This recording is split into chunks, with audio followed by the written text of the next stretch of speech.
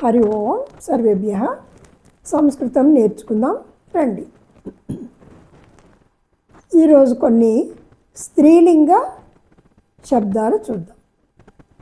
ఆకారాంత స్త్రీలింగ శబ్దాః. లతా, సుభద్రా, కౌసల్యా, గీత, నాసిక,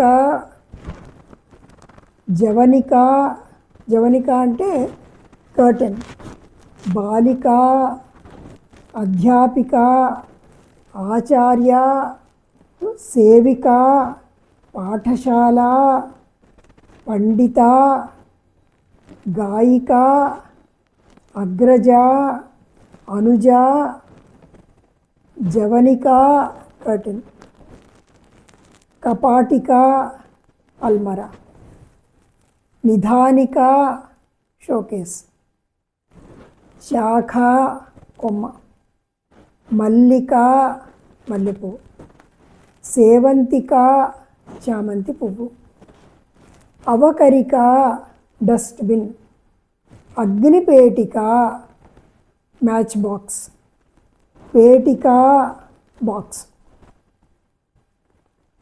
నలిక కుళాయి, కుంచిక తాళం చెవి, మాపిక స్కేల్, అజ మేక, గజ ఏనుగు, వైద్య వైద్యురాలు, పాకశాల వంటగది, ఘంట గంట, కథ కథ. ఇవన్నీ స్త్రీలింగంలో ఆకారాంత స్త్రీలింగ పదాలు. వీటికి కూడా ఏకవచనము, ద్వివచనము, బహువచనము అవి కూడా చెప్పుకుందాం మనం. లతా లతే లతాః, సేవికా సేవికే సేవికాః, వైద్య వైద్యే వైద్యాః, పేటికా పేటికే పేటికాః, మాపిక మాపికే మాపికాః. సో ఇదే విధంగా స్త్రీలింగ పదాలన్నీ కూడా మనం చేసుకోవాలి. ఏకవచనము, ద్వివచనము, బహువచనం. తర్వాత నపుంసకలింగ పదాలు కూడా కొన్ని చూద్దాం. నపుంసకలింగంలో కూడా అకారాంత నపుంసకలింగ శబ్దాః. పుస్తకం, పత్రం, పుష్పం, యానం, వాహనం, చిత్రం, వ్యజనం, వ్యజనం అంటే ఫ్యాన్, వాతాయనం కిటికీ, జలం, ముఖం, ముఖం అంటే నోరు, నేత్రం, జ్ఞానం, వాక్యం, వస్త్రం, సస్యం, సస్యం అంటే చిన్న మొక్కలు.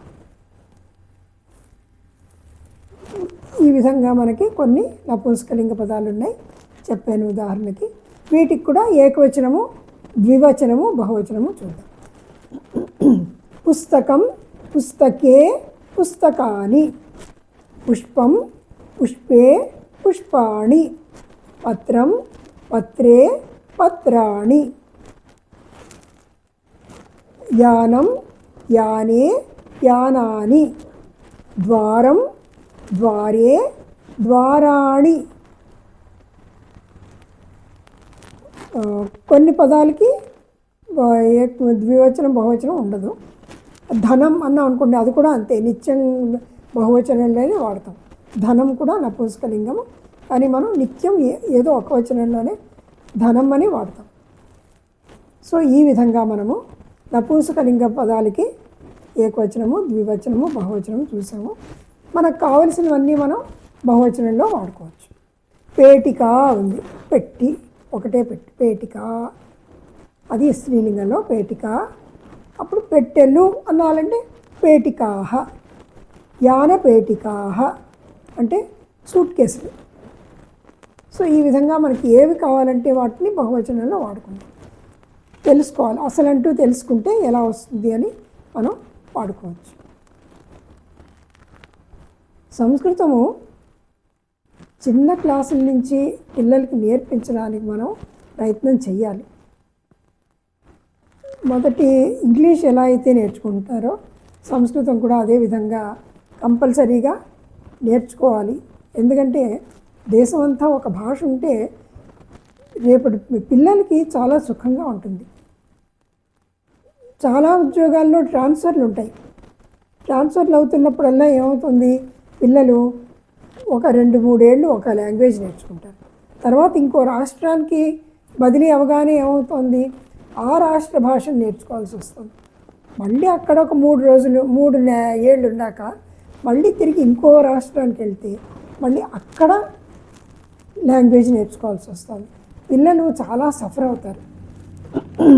ఒక 3 సంవత్సరాలు ఒక భాష నేర్చుకుంటున్నారు, ఇంకో దేశం వెళ్ళేసరికి ఏంటంటే ఈ 3 సంవత్సరాలది, అంతకు ముందరది, ప్రస్తుతానిది, ఇన్ని ఏకంగా భాషలు నేర్చుకుని అప్పుడు వాళ్ళు ఏ క్లాసులో అయితే ఎంటర్ అవుతారో ఆ క్లాసులో ఆ లెవెల్ నుంచి నేర్చుకోవాల్సి వస్తుంది.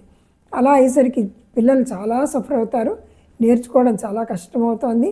మిగతా సబ్జెక్ట్స్ మీద కూడా కాన్సన్ట్రేట్ చేయాలి కదా వాళ్ళు, ఆ కాన్సన్ట్రేషను చేయడానికి అవ్వదు. ఈ లాంగ్వేజెస్ నేర్చుకోవడంలోనూ కాలయాపన అయిపోతుంది. అందుకని మనం ప్రతి స్కూల్లోని కూడా మేనేజ్మెంట్ని చెప్పాలి, మనం మాకు సంస్కృతం కావాలి, పిల్లల దగ్గర నుంచి సంస్కృతం ఉంటేనే మేము పిల్లల్ని చేర్చగలము అని ఒక నిర్ణయం తీసుకుని మనం వాళ్ళని అడగాలి. అడిగితే వాళ్ళు తప్పనిసరిగా సంస్కృతాన్ని ప్రవేశపెడతారు స్కూల్లో. ఆ విధంగా ప్రతి స్కూల్లోని సంస్కృతం అనేది ఉండి సంస్కృత టీచర్లు ఉన్నారు అంటే టీచర్ పోస్టులు ఉపాధి కల్పిస్తున్నట్టు, మనం కొంతమందికి ఉద్యోగాలు ఇప్పిస్తున్నట్టే కదా. అందుకని తప్పనిసరిగా ప్రతి స్కూల్లోని సంస్కృతం ఉండాలి అని చెప్పి మనము ప్రయత్నం చేస్తే చాలా బాగుంటుంది, చాలా మంచిది. దేశం అంతా ఒక భాష ఉండడం చాలా ఉపయోగకరంగా ఉంటుంది. ముఖ్యంగా పిల్లలు బాధపడకుండా, వాళ్ళు స్ట్రెయిన్ అవ్వకుండా చదువుకోగలుగుతారు. అందరం ప్రయత్నిద్దాం. జైతు భారతం, జైతు సంస్కృతం.